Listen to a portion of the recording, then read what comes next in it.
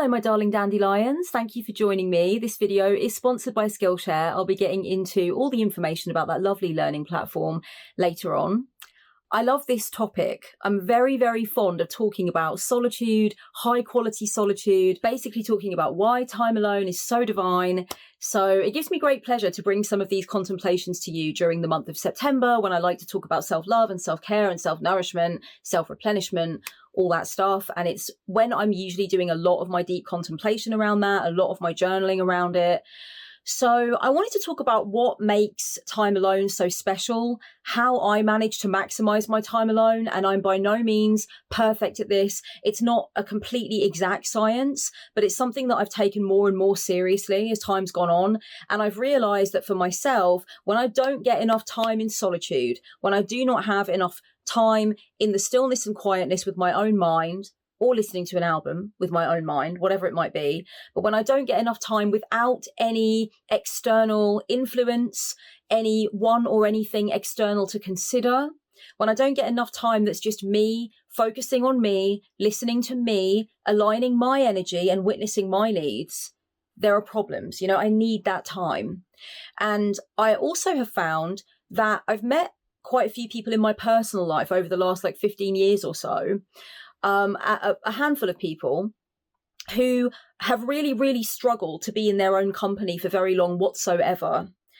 And I know as I'm coming into this video that I'm talking about something that for a lot of people is a privilege, for some people, it's very hard for them to get time alone, either because they have needs like physical needs or mental health needs that mean that they need to be cared for quite a bit. And so even if they want to be on their own for more of the time than they can be, it's not that possible. It's quite difficult.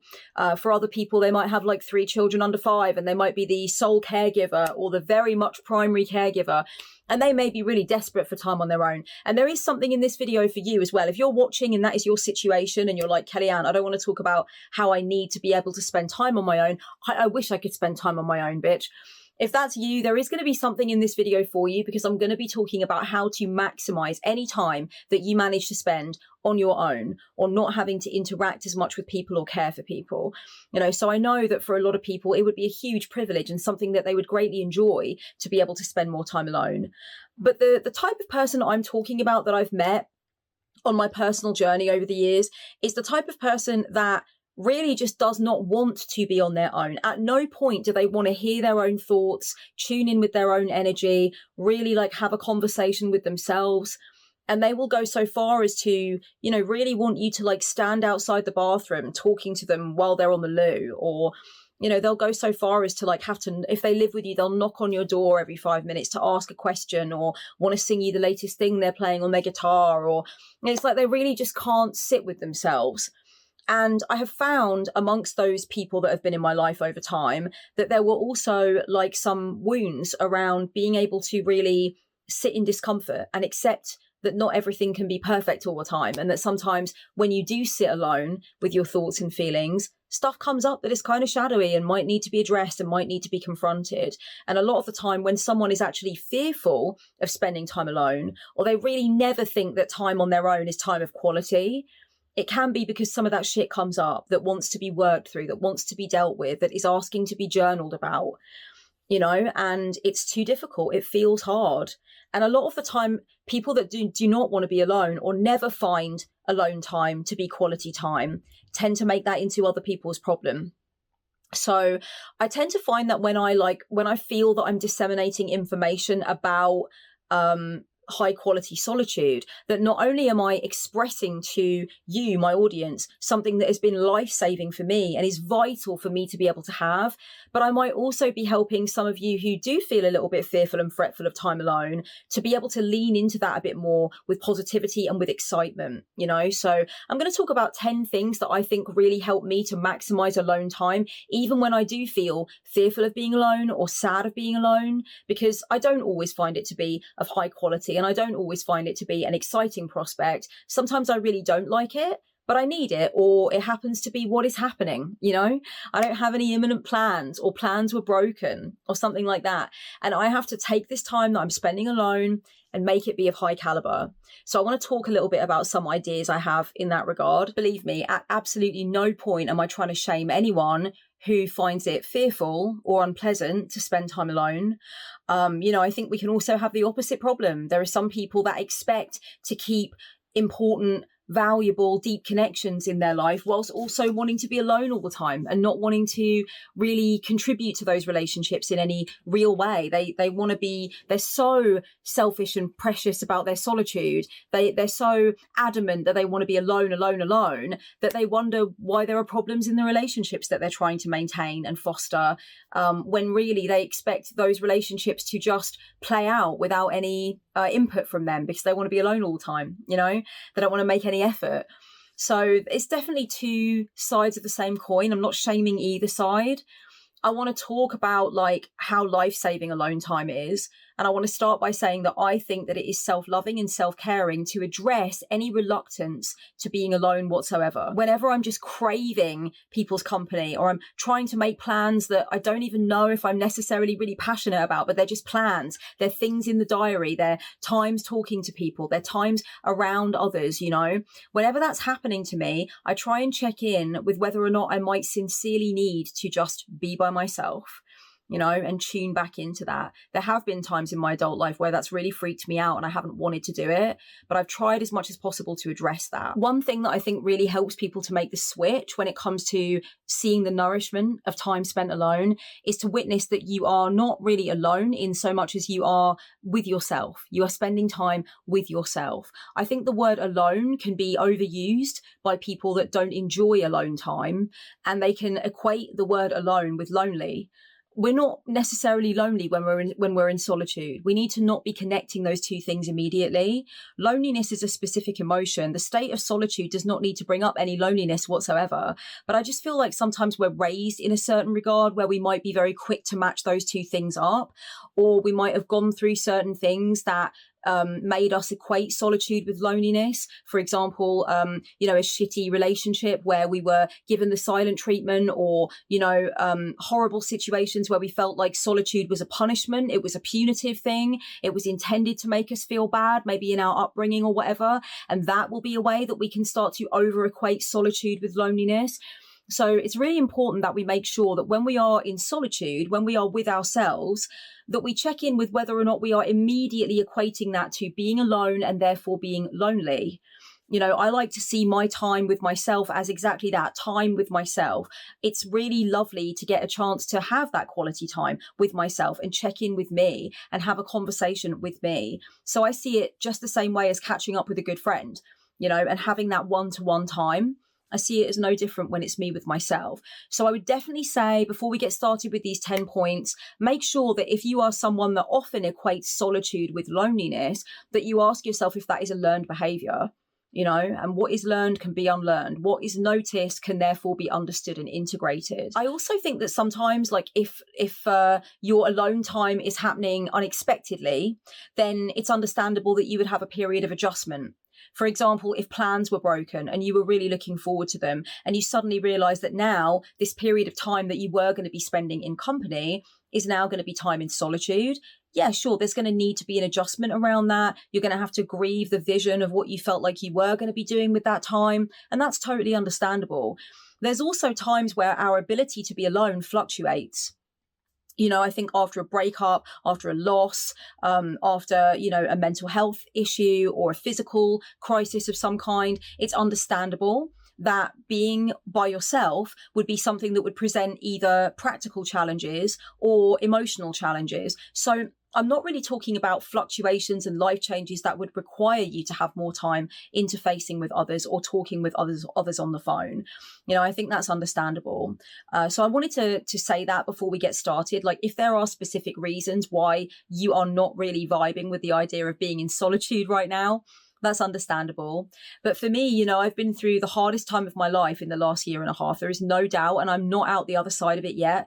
A lot of my self-love and self-care has been geared towards trying to understand how to survive this massive bereavement that I am going through.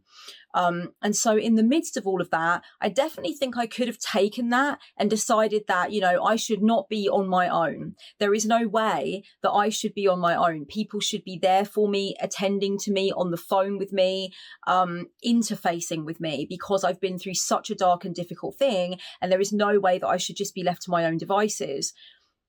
But what I've tried to do throughout the process of my bereavement is to witness what I always believed about solitude, which is that it is very empowering, that it's very strengthening, that I need to be able to do it, that there is no way that I can always expect someone to be around for me. I think that is the more dangerous thing. And I've also tried to witness exactly where the line is, that would require me to need someone in that moment. So I try and measure it. I trust myself when I feel like I really want to reach out to someone, when I feel like I want to change my plans to be by myself and instead ask to come in on the plans of others, or ask someone to drop what they're doing and be with me or whatever. I try to really tune in with whether or not that is necessary. And a few times in the last year and a half, it has been wholly necessary for me to be with others. I actually have two best friends who were really looking forward to a date night together. They hadn't had a proper date night for ages, and I was really excited for them. I know how lovely they're going on this date night. Guys, I crashed their date night. I'm not shitting you. I literally was so sad and lonely and bereaved and just in a mess, and I could not make my time in solitude into any kind of high vibe or worthy time. I just couldn't do it. So I actually trashed my friend's date night. I didn't trash it. I crashed it. I just messaged them back and forth a little bit, and they were trying to comfort me over message. And then they were just like, Kelly, we think you should just come over. And I was like, no, I can't possibly crash your night. I can't. And they were like, Kelly, just come over. It's fine. Like, all we're doing now is worrying about you. So I ended up going over, which is so sweet of them and very lovely of them. But yeah, what I'm trying to say is it's not an exact science. Sometimes you just can't be alone. You need to reach out, whether that's online, whether that is a mental health helpline, whether it's a loved one, a family member, someone you can turn to. But I like to feel that I have a handle on when that is necessary and when it is not necessary.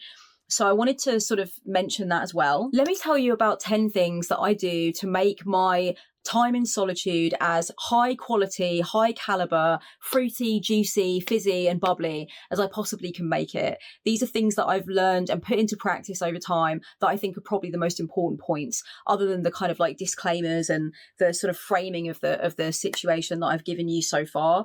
These are 10 things that are really good to do, okay? Thing number 1, keep a list of possible things to do so that you have options and you don't spend your time alone wondering what to do with your time alone and drawing a blank, So write a list of all the different things. Write a list of, the mind expanding stuff, the artistic stuff, the physical stuff, the practical and domestic and administrational stuff, like meal prepping and admin and things like that. The lovely meaningless things, the lollygagging and the dilly-dallying and the daydreaming. Don't forget about the daydreaming and the pining and the whimsical, fantasizing. Don't think about that. Don't forget about that, rather. And the self-caring stuff, Think about all that shit, the spiritual stuff you like to do. Write categories.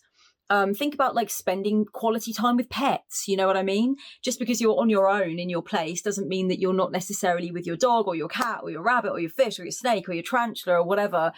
So you can have a massive list of the things that that you like to do when you're on your own, so that when you do spend time on your own, whether it is unexpected or whether it's pre-planned, you've got that list. You can actually choose things from that list. The second thing I would suggest is really good to do is, if you are really not sure what you want to do with your time alone to make it high caliber, to feel like it was productive, to not regret it when it's over, you can use tarot to actually help you decide how to spend your time. And I have done this a lot when it comes to time alone. When I've got free time and I'm on my own, I cannot tell you the amount of times that I've used a tarot deck to tell me what to do. And the way that I usually do it is this, okay? I usually take out the major arcana. I don't mess around with the major arcana, although I could cut it into 4 bits. But really what I like to do is I like to have earth, air, fire and water, okay? So I want my pentacles, I want my swords, I want my wands, and I want my cups. And basically what I'm going to do is I'm just going to shuffle the deck and I'm going to take one card. And depending on the element that card comes from, I'm going to know what it is that I'm going to do with my time. And I call this tarot timetabling, okay? I'm going to let tarot decide the timetable. And I can do this with time blocking. I can do time blocking in tarot. So let me give you an example, all right? Whenever I choose a card from the suit of swords, no, hang on, let me think of it a different way. Let me explain it a different way. All right, this is how I do it. I divide my 4 elements into 4 different themes. All right. Fire, the suit of wands, is the creative and spiritual kind of side. So it's going to be things like painting, ritual, writing poetry, you know, designing something, like just getting creative with my space, being in some sort of psycho-spiritual / artistic area. The swords, the air suit, that's going to be learning. It's going to be creating and developing things that come from the mind. It's going to be researching. It's going to be reading. It's going to be all of that, like self-education, going on Skillshare, doing that kind of stuff. Okay, that's more of the swords side of things. Could be writing my book. With pentacles, that's going to be my domestic and administrational and practical stuff. It's going to be tidying up, decluttering, meal prepping, cooking, you know, all those things, like getting my admin on point. And then the cups, that's going to be where I really lean into my self-care. It's going to be the more spiritual things like meditation, having a lovely bath, you know, journaling, checking in with myself in that way. And also sort of maybe more relaxational stuff that is good for my self-care and calms my nervous system. Things like watching a series that I enjoy, you know, that kind of stuff. And it really sort of branches out from there, and I can decide which one of the activities is going to be meant when I turn a card over. So I could say to myself, like the other day, I literally said to myself, if I get a card from the suit of pentacles, it means I should spend the next hour going to the gym. I'm just going to walk to the gym and go to the gym. If it's from the suit of cups, I'm going to take a long bath and I'm just going to like relax in the bath and listen to a podcast. If it's from the fire suit, the suit of wands, I'm going to spend the hour practicing the baron, my Irish drum. Okay, I have not got enough baron practice this year. And so I really wanted to make fire that. And if it's swords, I'm going to spend the hour writing my book and working on the notes for the book. That was it. I made my 4 decisions about what the 4 elements are, and I chose a card. If you're interested, it was from the suit of swords. So I spent the hour writing my book, working on the notes. But yeah, basically I let tarot choose my time. Okay. So you can do that. Now you can do it in different ways if you want to. You can intuitively just turn a card over and decide, oh, that means that's what I'm going to do. But for me, because I know that I tend to argue with myself about what it's best to do, I like to pre-decide what each of the 4 suits means. And you can time block. You can say, okay, first tarot card is for the first hour. Then I'm going to have lunch. Second tarot card is what I'm doing for the next 2 hours. Then I'm going to plan my dinner. Then I'm going to have a tarot card for what to do in the evening. Literally, you can let tarot decide your entire fucking day, chickens, for real. My tip number 3 for self-loving, high-quality solitude is keep a list of the things that you regularly tend to do in your time alone that you regret doing. The habits that you fall into, those annoying little rabbit holes that you know that you don't want to be in, but you often get into them, you know, that would definitely be a good tip. So things like playing computer games for too long, grazing or like pointless snacking, napping for too long. Maybe you spend time on WhatsApp gossiping with other people. Maybe you find that you stalk exes or ex-friends on social media. Maybe you get into like negative patterns of self-talk. These things are dealt with by confronting them, witnessing that maybe one of the reasons that you struggle with alone time is because these patterns tend to come up. And I think that just making plans with others so that you don't have to face up to what happens when you're alone is not ultimately self-loving. The best thing to do is to witness that, like, okay, I do not like spending time alone because I tend to deal with those patterns and it's not pleasant. Let's confront them. Let's get it out on the table. Let's be honest with ourselves about what it is that we tend to end up doing when we're alone. And then we can be much more clear about the fact that we do not want to do those things. And we want to put other more productive or more self-caring habits into place. Darlings, this whole video is about how to enjoy high quality solitude and how to make the most out of your time alone. And one of the key ways that I managed to do that month on month is Skillshare. And Skillshare is the sponsor for this video. They're an amazing learning platform. They have so many different awesome courses spanning everything from lifestyle and productivity through to business creation, graphic design, fine art, cookery. I mean, you can find a lot of things to do while you're at home twiddling your thumbs, wondering what to do with your time. If you open up Skillshare, you will not be at a loss. So I was thinking about courses I could recommend that would help you to understand how Skillshare can be so good for maximizing your alone time. I wanted to mention a few. First one is Sew Custom Clothing from Scratch by Robin Burgess. I checked out this course a while ago and I was so impressed with this teacher's ability to be able to make me actually excited about sewing my own clothes from scratch because it's definitely something that I've always avoided, and now I feel like I'm much more on the path towards doing that. So definitely check that one out. I also wanted to recommend this course by Neha Modi, Daily Meditative Art Practice. If you want to grab your pen and paper and learn how to draw patterns like master pressure pebbles and slow down arcs to help you chill out and get centered, that is the course for you for your alone time. And I also wanted to mention this course by Denise Cartwright and Nika Hamilton, Develop Your Singing Voice. If you want to really find your vocal power by understanding vocal anatomy, learning things like good posture, breathing techniques, and vocal exercises to take control of your voice, this is the course for you. These are 3 courses that are just one of many that could really help you to maximize your alone time and make you feel like you've really done something with that quality time spent with yourself. If you're one of the first 1,000 people to click on the link below in my description, you can get a free 1-month trial of Skillshare. It's already a very affordable platform month on month anyway for people that really want to learn and go into their self-development, really build their skills. But if you want to try it for free for a month and see how you feel about it and really just enjoy that no pressure interaction with the learning resources, please go right ahead. It helps the channel when you click my particular link. Let me know how it goes and what you have tried from Skillshare. Thank you so much for listening to this message. Let's get back to the video. Number 4, okay, start any conscious alone time by talking to yourself. Choose the manner of your self-talk for your time in solitude. A lot of people find that time in solitude is difficult because it's the time where your negative self-talk runs a bit rampant and you just end up going into these horrible little rabbit holes of self-questioning, self-judgment, going back over old mistakes, using the opportunity to beat yourself up while you're not in a conversation with anyone else about anything. Your conversation with yourself will often be a really punitive, mean-spirited, cruel conversation. We have to really observe our self-talk, quite a bit when we're in our own company and we're trying to really make that work. We're trying to make that fly. Whenever I know that I'm going to be spending a few hours by myself and I want to make it intentional and I want to make it wholesome, I start with really high quality self-talk. And I usually do that in a mirror. I look in the mirror and I say, honey, the next few hours are all yours. They are for the taking. You can do it. Start strong and start as you mean to go on. You're gorgeous, sugar dumpling. And this is all to play for. You're going to smash this time. I like to have that eyeball to eyeball, passionate embrace of myself before I start any major alone time, especially alone time where I actually have plans. I want it to be really high quality self-care, or I want it to be really high quality creative time, whatever I might need it to be, really high quality gym session. I often do that sort of impromptu mirror work so that I make sure that I choose the manner of the self-talk before the negative, shitty self-talk comes in and takes over. Use alarms, timers, stopwatches. I cannot stress this enough. Alarms, timers, stopwatches. Oh my. It's really, really useful. It's really, really leveled up my time by myself. I cannot even fucking stress that to you enough, guys.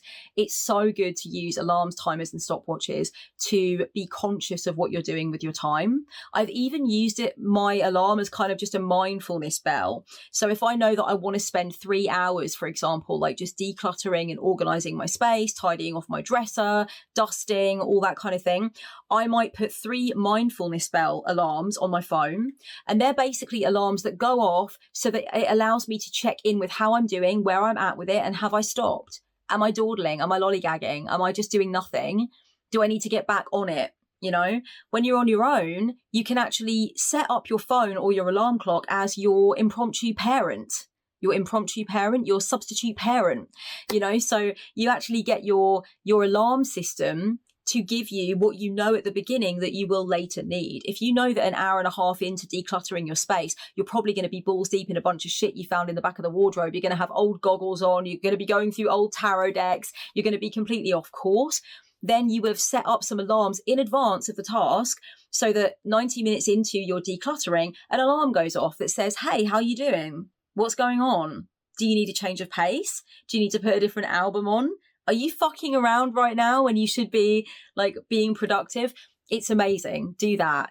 Definitely use the timer, because for me, the timer is when I go into a healthy competition with myself. I think to myself, okay, 15 minutes of just absolutely smashing it. I'm going to work against the timer. I'm going to see how much I can get done in 15 minutes. And I also like to use the stopwatch function because I like to see how much has been achieved over a certain amount of time. So I might not want to like pack as much as I can into 15 minutes, but I might be curious to see how much I get done in 15 minutes, you know? And for that, I can look at the stopwatch. So these mechanisms that you simply have on your phone all the time are very, very helpful in enabling you to make things more productive. I think that it's normal, you know, to have such a poor relationship with alarms and stopwatches and timers and stuff. There's so many like shitty associations for so many of us with those things. It reminds me of like pressure. It reminds me of maths. I have dyscalculia, so I just like maths and numbers is horrible for me. So I often hate linear time. I'm also just a Sagittarius, you know, like I can't stand real world shit sometimes. So for all of these reasons, I don't like stopwatches and stuff. It reminds me of like horrible games lessons with horrible sports teachers that were low key, like physically and emotionally abusive when I was at school. I just hate it. I hate so much to do with it that when I started to really get into using stopwatches and timers and stuff, it was amazing because I realized I could make it like this incredible, enjoyable game that I was playing with myself rather than always feeling like, stopwatches, timers, alarms, there's nothing good about that. That either means that I have to get up when I don't want to, or there's an exam coming that I don't want to do, or I'm doing cross country at school. Like those are the associations that I get from stopwatches and timers, and I'm not about it. It's been really, really lovely in the last 10 years, I would say, to fall in love with those mechanisms. Stopwatches, timers, alarms, fucking amazing. They've really helped me level up the way that I spend my time alone. Number 6, this is something that I've just only discovered really in the last sort of year or so, okay, but I really, really want to share it with you. I call it glamorous pottering, okay, or elite pottering. So pottering is where you wander around your space, your room, or your like, you know, your living arrangements, your house, whatever it might be, your shed, your studio, your art studio, whatever. You wander around and you potter. You just organize a little bit of something over here. You move a little bit of something over there. You know, you just get things neatened and straightened and organized, and you take possession of your location again. You take possession of a particular part of your room or a particular part of your space. Glamour pottering is when I put on a really beautiful silk kimono. I like, you know, do a little hair treatment or put a little hair mask on, do a little moisturize. I open the window. Maybe I get myself some fresh cut flowers from the shop in advance of my glamorous pottering, and I put them out. I make a herbal tea, get some lovely ambient jazz on or something, and I prepare to have a glamorous potter. So instead of feeling like, oh, fuck, I've got to do some admin and I've got to do some paperwork and I've got to tidy some stuff off that couch and I've got tarot decks on the floor from yesterday's clients and I need to clean the bathroom mirror and it all feels like it's getting on top of me and it's fucking stressful and I don't like it. Instead of that, I have a glamorous potter. Okay, where I get on my kimono and I just feel fucking good. I get out of a really hot, beautiful shower, or in this case, at this time of year, a really nice icy cold shower, and I fix myself a tall glass of something or a nice cup of something, and I take possession of my space in rather the way a queen would of her personal quarters. You know, I feel like every single thing I'm doing has this added zhuzh to it. You know, maybe I put some perfume on. You know what I mean? Get into the atmosphere of having to do whatever it is you've got to do while you're alone. Enjoy even the most basic administrational tasks like filing things or, I don't know, washing up some fucking cups, sorting out your kids' toys. Sort out your kids' toys, but do it in the manner of Jean Harlow or Rita Hayworth, darling. Trust me. Make it glamorous, all right? Pottering, but make it old movie star, all right? Pottering, but make it Hollywood.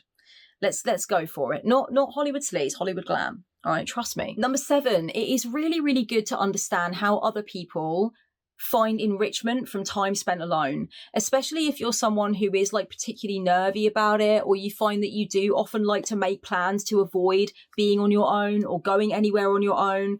It's really good to find out, like, how do other people tend to boss their alone time? What do they love about being alone? You're already doing this task right now. You're already carrying out this particular piece of advice right now by listening to me.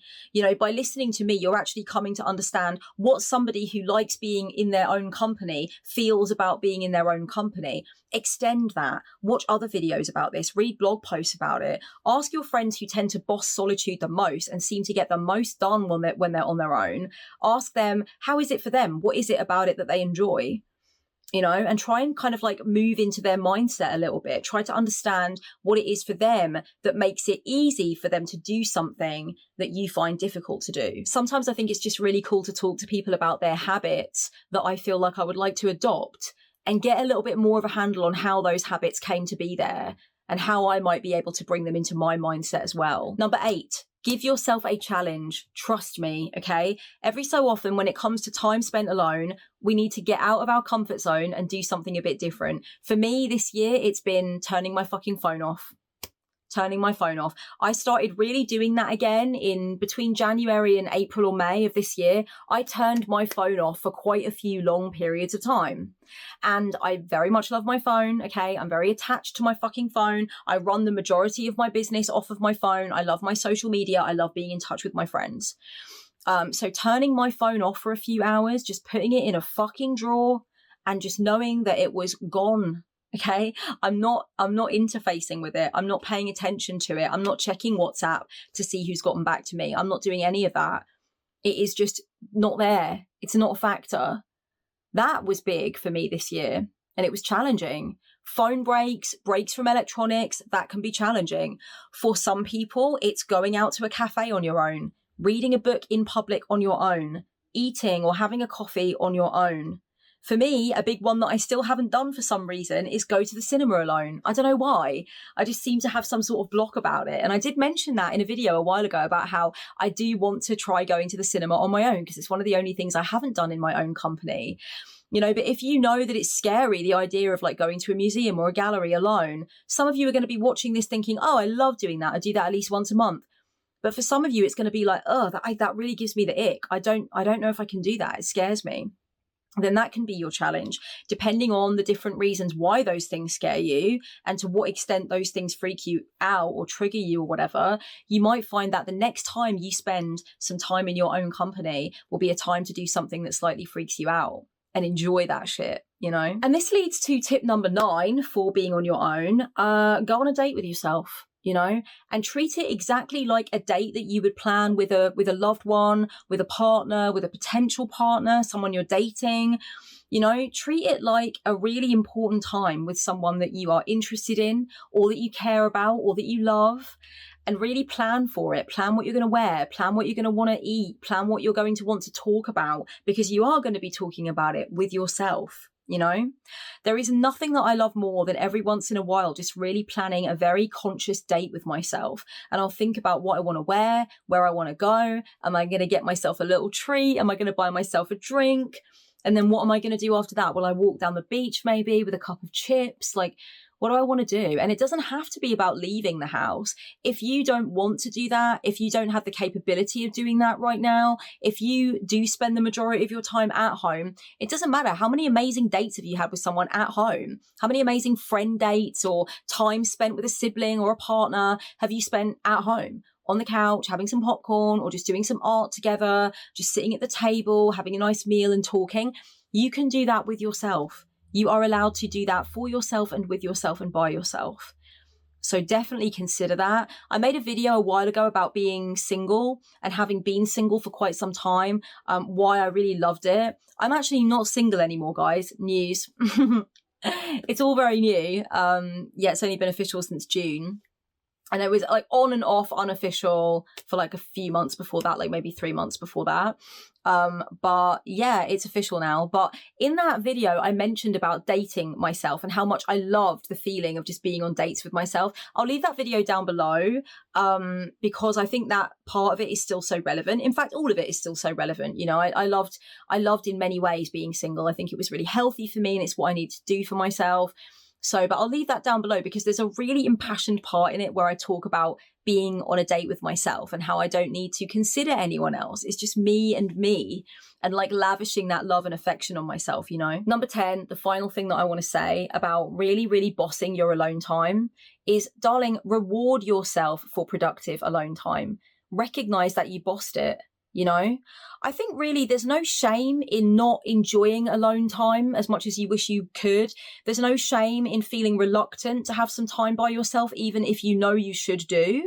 I think it's okay to want to interact with people sometimes a bit more than maybe would be healthy for us, or in a way that might be disruptive to others. Like I said at the beginning of this video, I did exactly that.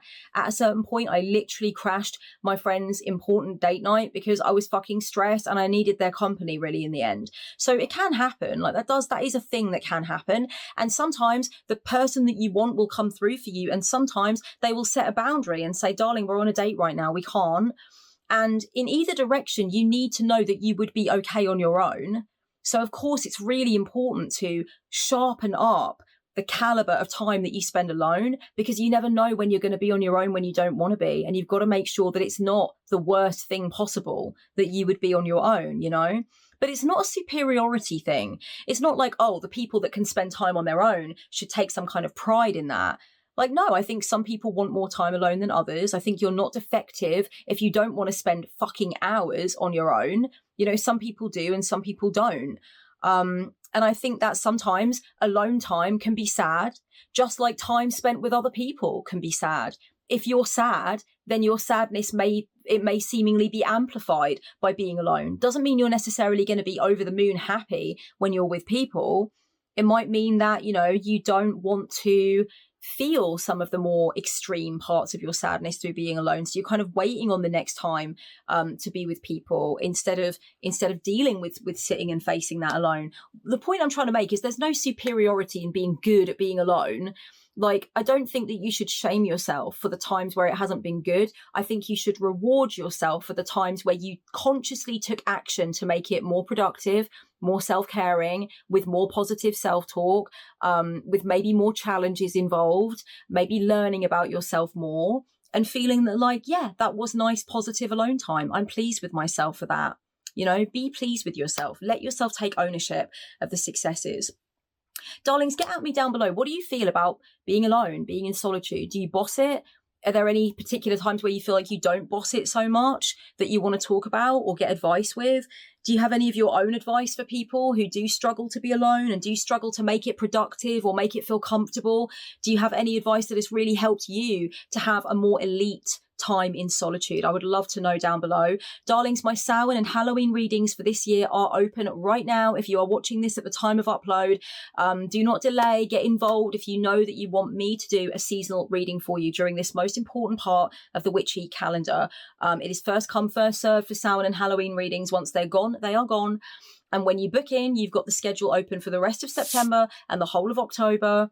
And then the very last appointment, I think, is like 1st or 2nd of November or something like that. And then, honeys, we are done for another year. So come and get at me if you know you want one of them from me. There are also other things available on the shop. You've got my sacred art pieces. You've got business mentoring. You've got spiritual counseling, witchy brainstorming, tarot mentoring, all at affordable prices. So please come and check me out if you want to get booked in.